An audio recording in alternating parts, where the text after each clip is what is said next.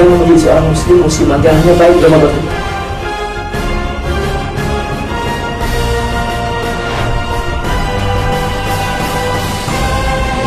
Warahmatullahi wabarakatuh. Waalaikumsalam warahmatullahi wabarakatuh. Alhamdulillah wassalatu wassalamu ala Rasulillah wa ala alihi wa sahbihi wa man wala.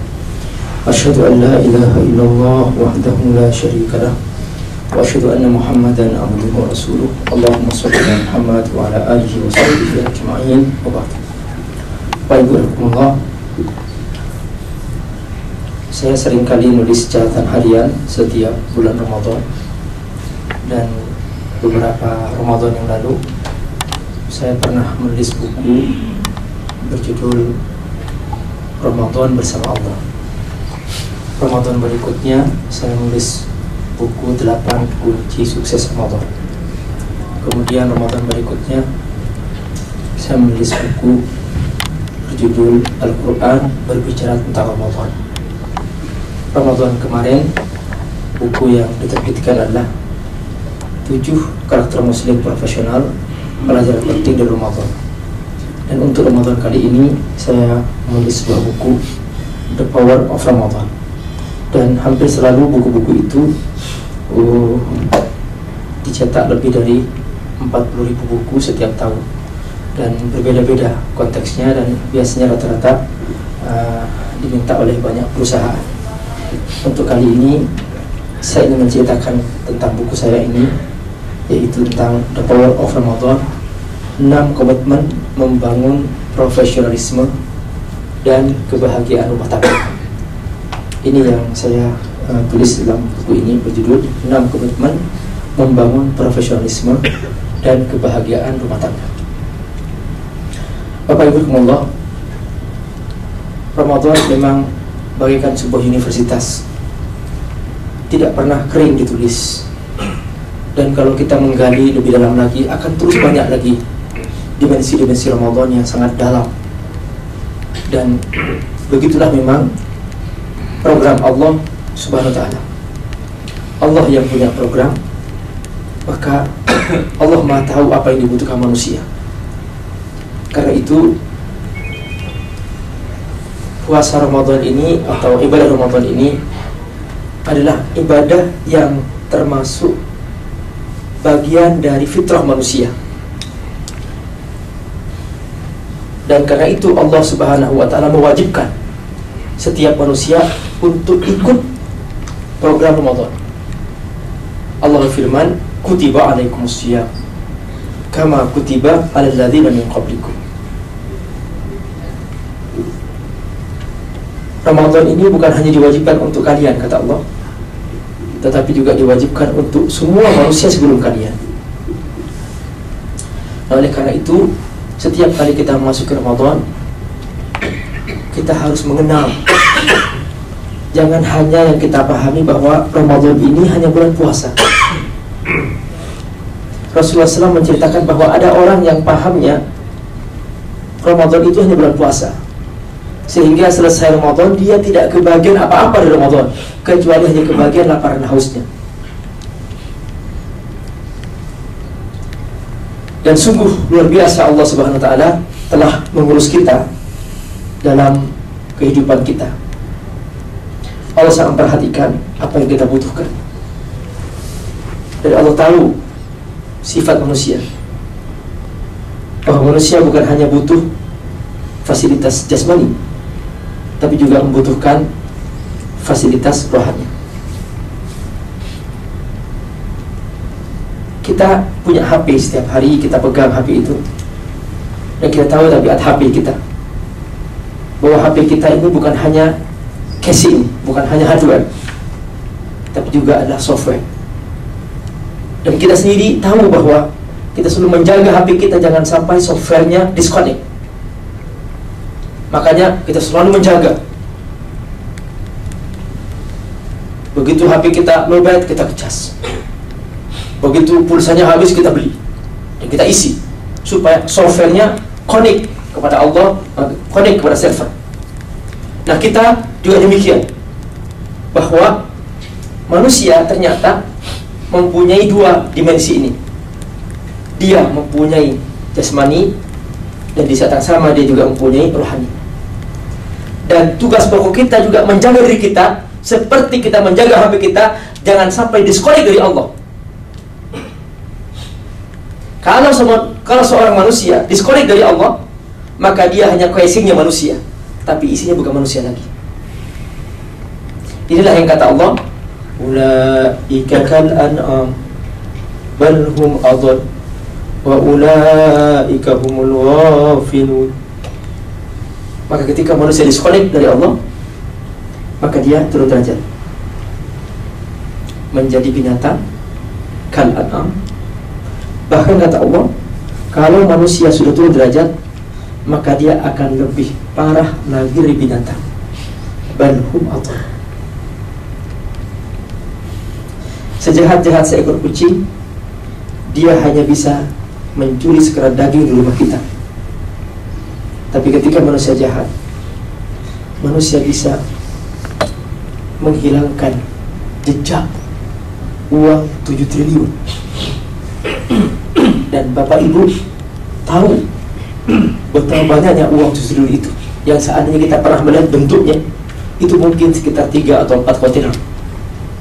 Dan itu masih hilang. Begitulah manusia ketika ternyata dia disconnect dari Allah, maka dia langsung lebih parah daripada binatang. Binatang banyak yang tidak pernah pakai pakaian, dan memang tidak pernah pakai pakaian sejak dulu. Kambing yang kita punya tidak pernah pakai pakaian, tapi belum pernah mereka bikin film porno. Tapi manusia ketika ternyata telanjang, manusia lebih parah dari binatang. Dia bikin VCD porno, dia bikin website porno, dia bikin foto porno, dikirim ke kawan-kawannya. Lebih parah lagi dari binatang. Maka di sini mengapa Allah SWT menjaga manusia? Bukan hanya Allah menyediakan fasilitas jasmani, tapi juga Allah menyediakan fasilitas rohani. Dan ternyata dalam Allah menjaga fasilitas rohani kita, Allah juga menyediakan paket-paket. Kalau Bapak Ibu punya BlackBerry, selalu kita beli paket. Ada paket mingguan, ada paket bulanan, dan seterusnya. Allah juga menyediakan beberapa paket untuk kita mengisi rohani kita. Ada paket harian. Ini oleh Allah diikat dengan pergeseran matahari. Menjelang matahari terbit, ada garis putih di ufuk timur. Itu disebut dengan Al-Fajr. Itu muqaddimah matahari mau terbit, itu namanya garis fajar, Al-Fajr. Allah mewajibkan hamba-hambanya untuk ngecas. Karenanya seorang mukmin dia wajib bangun di waktu fajar. Sehari bagi seorang mukmin bukan dari matahari terbit. Sehari bagi seorang mukmin dari fajar terbit. Oleh karena itu kita berpuasa sehari bukan dari matahari terbit. Kita berpuasa sehari dari sejak fajar. Dan karena itu pula Allah Subhanahu wa ta'ala menekankan tentang pentingnya waktu fajar, sampai Allah bersumpah dalam Al-Quran dengan waktu fajar, wal fajr, di waktu fajar. Karena inilah permulaan hari bagi seorang beriman. Lalu kemudian setelah ngecas di waktu fajar, Allah biarkan manusia sibuk dengan urusannya. Ada yang berusaha, kerja seterusnya. Karena waktu pagi ini waktu fresh bagi jiwa, maka Allah dibiarkan manusia berlama-lama dengan urusannya sampai matahari tergelincir. Ketika tergelincir matahari, Allah panggil lagi, berhenti, ngecas lagi, sholat duhur. Dari tergelincir matahari sampai malam, sampai isya, ini waktu jiwa sudah semakin lelah. Allah menyediakan pos-pos semakin dekat, tidak seperti waktu pagi. Maka oleh Allah saudara dijaga jangan sampai manusia lelahnya ini membahayakan dirinya. Allah sediakan pos-pos supaya dia ngecas lebih banyak lagi. Begitu matahari condong, di mana bayangan sebuah benda, kalau sebuah benda ditancapkan dan matahari bersinar dari arah, maka bayangannya lebih panjang daripada bendanya. Berarti sudah masuk waktu asar, maka dia sholat asar, dia ngecas lagi. Matahari terbenam, ngecas lagi, sholat maghrib. warna kemerah-merahan di ufuk barat hilang. Nih kalau waktu pagi fajar ke kuning-kuningan, ke putih-putihan di ufuk timur, itu menjelang terbitnya matahari. Matahari mulai menghilang total, itu adalah warna senja di ufuk barat. Itu ketika total hilang warna senja itu, tidak ada merah lagi, itu awal waktu isya. Maka dia wajib berhenti sholat isya. Jadi sebetulnya bukan jam kita sholat, kita sholat karena pergeseran matahari. Tapi karena sudah terlalu lumrah kita pakai jam sehingga kita ukurnya jam. Padahal sebenarnya adalah matahari yang diurus, yang diikat oleh Allah dengan ibadah kita. Ini paket harian diikat oleh Allah dengan pergeseran matahari. Paket pekanan mingguan, Allah mengikat dengan nama-nama hari. Dan Bapak Ibu tahu bahwa nama-nama hari dalam Islam itu langsung dari Allah Subhanahu wa Ta'ala. Oleh karena itu nanti nih kita akan menemukan dalam banyak hadis. Kalau kita buka-buka teks-teks hadis, kita menemukan istilah-istilah hari dalam hadis Rasulullah SAW. Bahwa ketika Allah menciptakan Nabi Adam pas pada hari Jumat, bahwa nanti hari kiamat terjadi hari Jumat, nanti di alam akhirat di surga akan ada hari Jumat, dan seterusnya. Jadi nama hari ini dari Allah dan diabadikan oleh Allah Subhanahu wa Ta'ala. Jadi bukan nama-nama hari yang berbeda ya, yang dikarang oleh manusia, bukan. Ini dari Allah SWT. Dan itu diikat dengan angka. Contoh misalnya Bapak Ibu masih hafal angka bahasa Arab. Angka 1 apa? Wahid. Hari ke-1 Ahad. Angka 2 Isnai. Hari kedua Senin. Angka 3 Salasatun, Selasa. Angka 4 Arba'atun, Arbi'ah, Rabu. Angka 5 Khamsatun, Khamis. Ini sebenarnya adalah 5 hari aktif bagi orang Islam. Orang Islam aktif ke 5 hari ini. Ada 2 hari, yaitu hari kedua dan hari kelima, Allah Subhanahu wa Ta'ala menerima laporan langsung dari para malaikat, laporan tentang manusia, yaitu hari Senin dan hari Kamis. Dan Rasulullah SAW bersabda, "Uhibbu an asum yawmal Itsnain." Aku suka berpuasa di hari Senin, wal Khamis, dan hari Kamis. Li'annahu yawmun rufi'a fihi al-a'mal. Itu hari dilaporkannya amal manusia. Fa uhib, maka aku suka. Ayyul fa'amali wa nasai. Ketika amalku dilaporkan aku sedang berpuasa. Itu ngecas kita berpuasa. Dan ada satu hari khusus untuk kaum bapak, mereka wajib berkumpul sepekan sekali. Bahasa Arab berkumpul apa? Jamaah. Jum'ah, Yaumul Jum'ah. Perhatikan, namanya menunjukkan itu. Bandingkan bapak dengan nama-nama hari yang lain. Coba, Minggu itu nama seorang pastor, Domingos. Kemudian bapak menemukan lagi Sunday, Sun matahari, hari menyembah matahari. Monday, man bulan, hari menyembah bulan, dan seterusnya. Itu ada makna-makna tersendiri. Nah, tapi dalam Islam kita diajarkan seperti itu. Dan hari Sabtu, hari istirahat, Yaumus Sabt. Wa ja'alna naumakum subata. Aku jadikan ilmu istirahat, as-sabt. Nah, ini paket perkara Allah sediakan untuk kita mengecas kita. Sayangnya Allah luar biasa kepada kita dijaga oleh Allah, bukan hanya jasmani kita. Nanti saya ceritakan sedikit tentang bagaimana Allah menjaga jasmani kita. Ada paket bulanan. Paket bulanan diikat oleh Allah dengan bulan, pergeseran bulan. Karena itu bulan-bulan Hijriyah persis sama dengan pergeseran bulan di langit.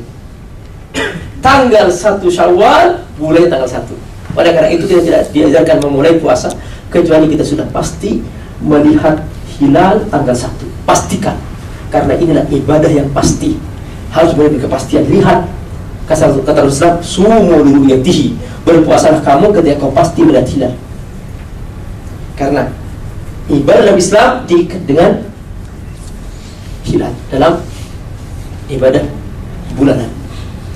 Dan setiap bulan ada beberapa hari yang Allah pilih sebagai hari kita ngecas. Dan itu diikat dengan pas pada saat bulan mencapai titik kesempurnaan. dari menjelang sampai titik kesempurnaan. Itu tanggal 13, 14, 15. Pada saat itu alam raya berwarna cerah, putih, cerah. Dalam bahasa Arabnya putih disebut al-bid, al-bad, al-abyad, putih. Disebut ayyamul bid. Maka kita diajarkan untuk mengecas kembali. Begitulah sayangnya Allah kepada kita. Kita diurus dengan Allah. Sangat luar biasa Allah mengurus rohani kita. Dan ada paket tahunan. Dan ini kita akan bahas nanti secara khusus, yaitu Ramadan. Kemudian ada paket seumur hidup sekali, yaitu ibadah haji. Dan ibadah haji adalah ibadah peradaban. Jadi sebetulnya ibadah haji itu Pak bukan ibadah dalam arti seperti banyak orang pahami sekedar datang ke sana banyak ibadah ritualnya, tapi lebih kepada ibadah peradabannya. Kita di sana belajar persaudaraan Islam, bahwa Islam begitu luas, bukan hanya saudara kita di Indonesia, tapi juga saudara kita di Palestina. Kita bertemu dengan orang Palestina di sana. Saudara kita adalah di Amerika juga ada, kita bertemu dengan orang Islam Amerika di sana. Saudara kita juga dari Inggris juga, kita bertemu dengan saudara kita dari Inggris dan seterusnya. Maka di sini kita belajar sebuah Islam yang penuh dengan persaudaraan. Bahwa Islam ini bukan hanya sekedar agama ritual duduk di masjid selesai, tapi Islam adalah sebuah agama peradaban. Oleh karena itu, dalam ibadah haji dan umrah, Allah Subhanahu wa ta'ala dan Rasulnya tidak mewajibkan amalan berupa bacaan. Tidak ada rukun berupa bacaan, tidak ada. Karena nanti akan banyak orang alasan, waduh aku belum bisa baca doanya. Kalau sholat harus baca Al-Fatihah. Tapi dalam ibadah haji dan umrah tidak ada rukun berupa bacaan. Jadi seandainya ada orang tidak bisa baca, dia diam, atau dia tidak baca apa-apa, dia bisa baca, tidak baca apa-apa, dia datang ke Mekah, niat haji, sudah sampai di Mekot niat haji, ganti pakaian, pakai ihram, nggak baca apa-apa. Sampai di Mekah tawaf, nggak baca apa-apa, dia tawaf, ikut tawaf seperti orang tawaf, nggak baca apa-apa. Kemudian setelah itu dia sa'i, nggak baca apa-apa juga. Setelah itu dia cukup, udah sah itu umrahnya. Setelah itu dia pergi ke Arafah, mabita wukuf di Arafah, tidak baca apa-apa. Malamnya ke Musdalifah, mabit, tidak baca apa-apa. Melempar jumrah 3 hari, 11, 12, 13, tidak baca apa-apa. Sudah sah itu hajinya. Karena itu tidak ada rukun berupa bacaan. Maka salah orang yang paham bahwa harus bisa baca, tidak. Karena di situ adalah ibadah peradabannya. Kita ingin membangun persaudaraan supaya kita paham bagaimana luasnya alam semesta milik Allah ini, bahwa alam ini milik Allah, bahwa kita harus patuh pada Allah. Allah yang ngundang, Allah perintahkan, tinggalkan kampung kamu, tinggalkan negeri kamu, kita pergi. Hanya memuji kepatuhan. Berani enggak dia meninggalkan negerinya, meninggalkan rumahnya, meninggalkan pekerjaannya hanya untuk Allah? Kata Allah, ganti pakaian, hanya 2 helai kain. Padahal itu secara penampilan kurang bagus, tapi karena Allah perintahkan dia ganti. Jangan pakai harum-haruman, padahal harum-haruman itu bagus. Patuh nggak dia? Jangan potong kuku, jangan potong rambut, sampai seperti itu. Begitulah kepatuhan itu diuji oleh Allah. Maka itulah lebih kepada ibadah peradaban, ibadah menanamkan persaudaraan, kebersamaan, bahwa tidak pantas seorang muslim saling membunuh, saling menyakiti, saling menjatuhkan. Tidak pantas seorang muslim seperti itu. Orang muslim satu kesatuan dalam satu iman, satu kepatuhan kepada Allah, saudara, satu Ka'bah, satu Allah, tempatnya sama. Di situ dia menyembah Allah. Mengapa saling bercerai-berai? Nah, ini semua Allah telah sediakan paket-paket itu. Pada umrah, paket intensif adalah Ramadan. Ramadan ini memang luar biasa. Dia seperti sebuah universitas. Orang tadinya nggak punya ilmu, masuk ke Ramadan, keluar dia sudah berilmu. Di dalamnya banyak majelis ilmu yang ditemukan, luar biasa. Seperti seorang yang tadinya tidak belajar, dia masuk ke universitas, begitu keluar jadi sarjana dan sudah berilmu, sudah punya keahlian. Seperti kepompong, ketika seekor ulat masuk dan berdiam di dalamnya, dia keluar sudah berubah menjadi kupu-kupu. Harus ada perubahan di situ. Begitulah sebenarnya Ramadan. Oleh karena itu barakallah, Ramadan ini benar-benar menjadi momentum yang sangat luar biasa kita untuk kembali kepada Allah Subhanahu wa ta'ala dengan sesungguh-sungguhnya. Jika selama ini mungkin kita seringkali lupa, lalai dan sebagainya, saatnya kita di Ramadan kembali membina diri. Ada sebuah ungkapan sangat terkenal yang mungkin Bapak Ibu sering dengar. Dia mengatakan begini, berhentilah sejenak untuk menajamkan gergajimu. Benar, ternyata kalau gergaji kita dipakai terus menerus dengan dipaksa memotong kayu, gergaji yang tumpul ini akan memperlambat proses produktivitas kita. Kita bukan malah mencapai target, malah semakin lambat, dan kerja kita akan semakin tidak produktif. Tapi seandainya dia sabar sejenak, berhenti, fokus menajamkan gergaji sejenak saja, jangan berlama-lama, sejenak saja, maka dia akan lebih tajam lagi gergajinya. Pohon-pohon yang seharusnya diselesaikan, yang tadinya dengan gergaji tumpul bisa selesai 1 pekan, maka dia selesai dengan gergaji tajam dalam hitungan sehari selesai. Di antara setahun itu Allah sediakan 1 bulan penuh untuk kita memperkecil porsi kesibukan kita di luar, lebih kepada porsi kita kepada Allah Subhanahu wa ta'ala. Dan kita terus digiring oleh Allah, dikondisikan siang dan malam supaya fokus pada Allah, lebih banyak dengan Allah. Dari fajar kita bangun, sahur, kita menahan nafsu, tidak makan, tidak minum, bersama keluarga pun tidak boleh di siang hari, ya, bersama istri tidak boleh di siang hari kita melakukan hubungan. Maka ini ditahan. Terus kita menyatukan kondisi bersama Allah, terus di celah-celahnya baca Quran, malamnya sholat malam, dan seterusnya. Dan akhirnya puncaknya kita beriktikaf di masjid. Maka ini adalah pengkondisian luar biasa. Oleh karena itu, barakallah, kalau kita lihat ayatnya di sini, ada puasa, baca Quran, banyak doa, kemudian istijabah, banyak sholat dan tobat, kemudian bangun keseimbangan, kemudian sahur, iktikaf. Ini semua ternyata ada dalam Al-Quran. Saya tunjukkan di sini. Allah langsung menjelaskan dalam surah Al-Baqarah ayat 193 sampai ayat 107. Intinya di sini perhatikan, asyam, puasa. Yang kedua,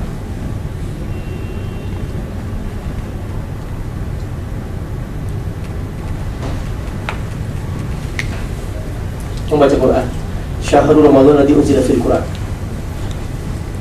Dan kata Allah, orang yang baca Quran akan menjadi manusia bersyukur, la'alakum tashkurun. Dan yang ketiga, berbanyak doa.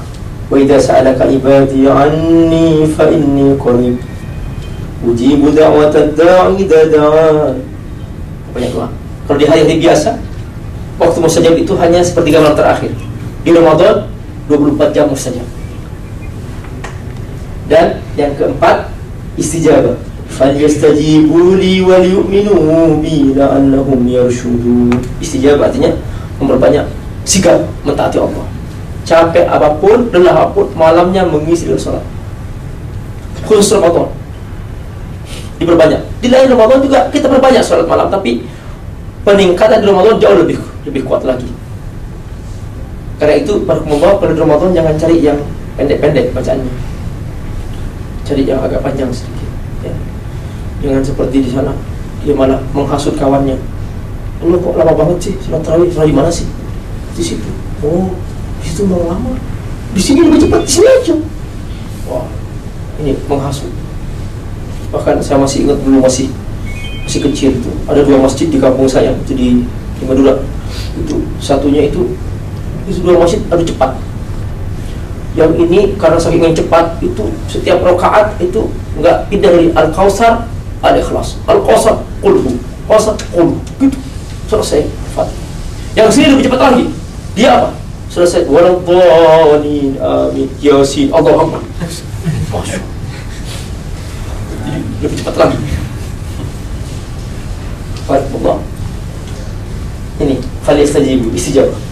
Kata Allah, kalau kamu lakukan ini, la'allahum yarshudun, dapat jalan yang benar. Kemudian berikutnya keseimbangan. Dulu ada orang paham bahwa kalau sudah masuk Ramadan, dia bilang ke istrinya, kamu jangan deketi aku, pergi sana, jauh. Ini Ramadan, yang kau tampakkan wajahmu di depan aku. Nah, kata Allah, bukan begitu. Ada keseimbangan. Ibadah itu bukan merusak hubungan rumah tangga. Siang hari kamu boleh, siang hari kamu tidak boleh, malamnya kamu boleh. Ibadah. Siang hari kamu tidak boleh, malamnya kamu boleh. Keseimbangan. Siang hari tidak boleh makan, malam boleh. Siang hari tidak boleh berhubungan sama istri, malam boleh. Gitu. Dunia, akhirat harus seimbang juga. Terlalu dunia, akhirat rusak. Terlalu porsi akhirat besar, dunia akan hancur. Kita akan merusak dunia kita sendiri, usaha kita sendiri. Terlalu besar porsi kantor, rumah tangga akan hancur. Terlalu besar porsi rumah kantor akan hancur. Harus seimbang. Terlalu ritual sampai lupa keluarga, rumah tangga akan hancur. Allah mau yang keseimbangan. Ini dia at-tawazun. Dan kemudian program berikutnya adalah as-sahur. Allah mau yang sahur, wa kulu washrabu hatta yatabayyana lakumul khaytul abyad minal khaytil aswad minal fajr. Di sini Allah menekankan tentang pentingnya sahur. Di sini Allah ingin mengajarkan bahwa sahur yang paling baik adalah sampai jelas terbit fajar. Karena Allah ingin mendidik selama Ramadan hamba-hambanya terbiasa bangun waktu fajar. Dan ini perjuangan sang hamba setiap saat, bahwa dia adalah menunjukkan bahwa dia bangun waktu fajar untuk Allah SWT. Makanya Allah tekankan sahurnya. Ada yang mengatakan, Pak Ustaz, aku kuat tanpa sahur. Rasulullah bersabda, faslu ma baina siyamina wa siyami ahli kitab akal sahur. Yang membedakan antara puasa kami dan puasanya orang Yahudi dan Nasrani, makan sahur. Nah, di sini pentingnya sahur. Sampai Rasul bersabda, tasahharu fa inna fi sahur barakah. Makanlah sahur. Kalau kau makan sahur, kau akan berkah.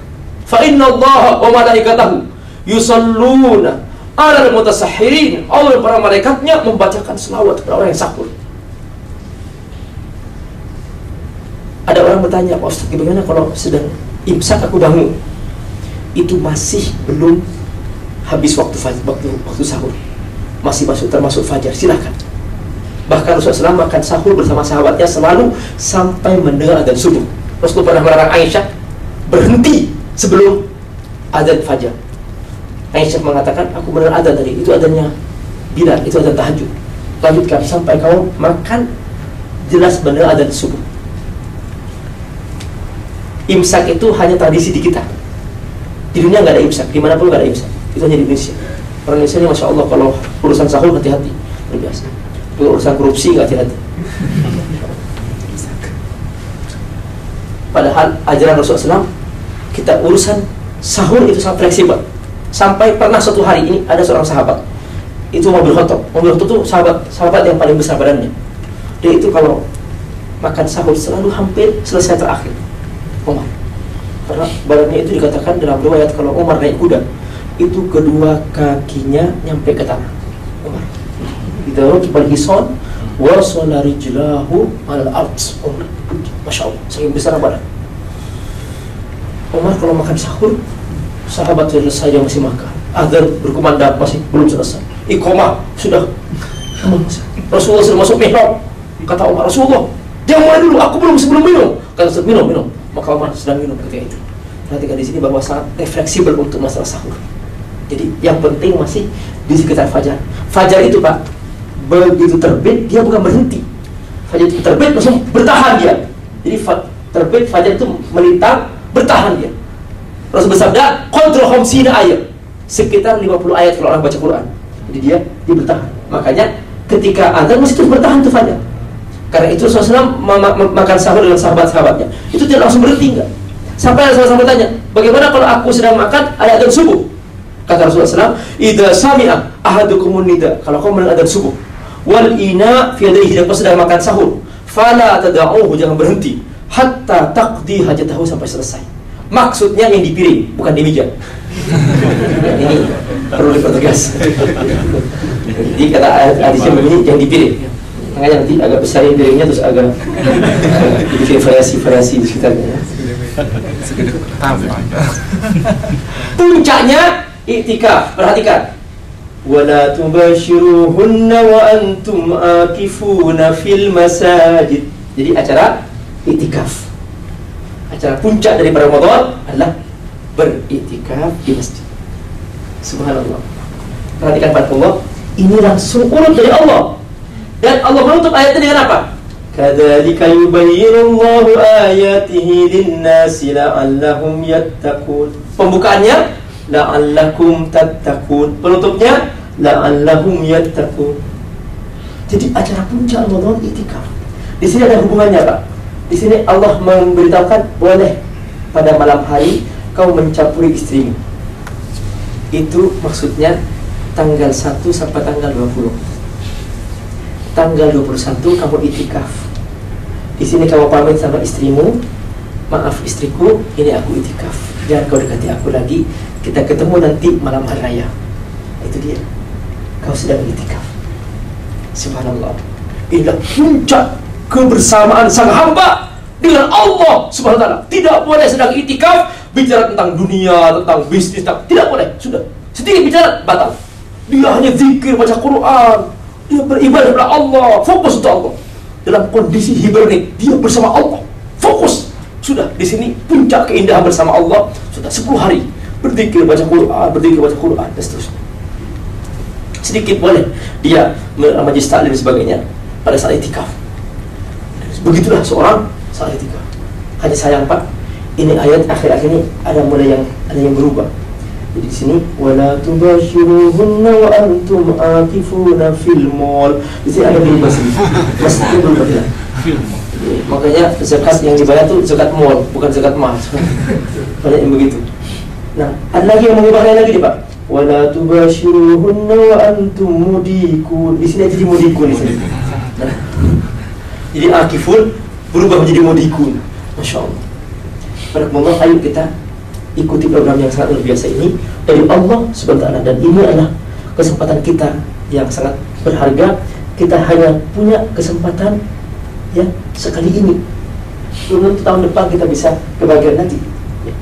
Seharusnya kita memahami diri kita itu seperti kita memahami sebuah aki atau baterai HP kita.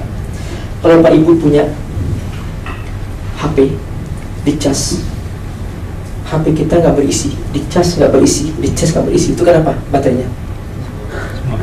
Suah. Kalau suah diapain? Oh, buah. Coba masuk Ramadan nggak berisi, masuk Ramadan nggak berisi, itu berarti kenapa? Nah, seharusnya kata Allah, amali Ramadan ini kamu pertahankan sampai kamu menghadap Allah SWT. Jangan musiman, jangan menjadi seorang muslim musiman, jangan hanya baik Ramadan saja. Sampai-sampai Allah SWT menurunkan sebuah ayat luar biasa, kisah seorang wanita yang dia berdiam di pojok kota Mekah, dan pekerjaannya dia menunggu orang yang melamarnya. Sambil menunggu dia memental benang. Begitu sore hari benangnya habis, dia mikir besok kerja itu apa, dia bongkar lagi itu kain. Besok dia tenun kembali, sore dia bongkar lagi, begitu seterusnya. Allah rekam kisah ini dalam surat An-Nahl. Allah firman, وَلَا تَكُونُوا كَالَّتِي نَقَضَتْ غَزْلَهَا مِنْ بَعْدِ قُوَّةٍ أَنْكَاسًا. Janganlah kamu berbuat seperti wanita ini yang selesai menenun, dia bongkar lagi. Sungguh barakallah, ternyata ketika Allah berfirman, ternyata banyak kejadian, banyak orang Islam yang meniru wanita ini. Waktu sholat pakai mukena rapi, Masya Allah. Saya sholat dibongkar lagi mukenanya, bongkar, kelihatan betisnya, kelihatan pahanya, kelihatan dada. Ya Allah, sholatnya hanya 10 menit, buka auratnya 24 jam. Dosanya memakan terus pahalanya, habis itu pahala sholatnya. Di Ramadan baca Quran, selesai Ramadan bye-bye Quran, nggak pernah buka lagi. Di Ramadan sholat tahajud, sholat qiyamul lail, selesai Ramadan bongkar lagi. Di Mekah, Masya Allah, ke masjid, nggak mau terlambat. di Mekah, di Madinah, nggak mau terlambat. Setelah saya pulang ke Indonesia, nggak pernah ke masjid lagi. Yo, dibongkar lagi. Perhatikan kata Allah, jangan menjadi orang muslim muslimat. Jadilah orang muslim yang berani. Surat ini, ayat ini terdapat dalam surah An-Nahl. Allah sisipkan. An-Nahl apa artinya, Pak? Lebah. Allah menggambarkan bahwa ada makhluk bernama lebah. Yang makhluk ini tidak pernah sia-sia hidupnya, tidak pernah hinggap di tempat yang buruk, dan tidak pernah memberi kecuali terbaik. Itu adalah lebah. Allah ingin seorang muslim seperti lebah ini. Allah selipkan di tengah-tengahnya kisah seorang wanita yang sia-sia hidupnya. Barakallah, ayat menjadikan Ramadan ini sebagai momentum kita mengubah diri pribadi yang maksimal menjadi hamba Allah, dan jadikan Ramadan ini model kita sebagai seorang muslim. Seperti itu kita dimanapun kita berada, dan di bulan apapun sama kita seperti di Ramadan. Itulah mungkin kajian kita hari ini. Semoga Allah memberkati kita semua. Dan ini sudah saya ringkas dalam satu buku, betul The Power of Ramadan. Dan Bapak Ibu bisa mungkin kantor entah di mana bisa memilikinya dan sebagainya. Semoga Allah memberkati kita semua. Wassalamualaikum warahmatullahi wabarakatuh. Waalaikumsalam.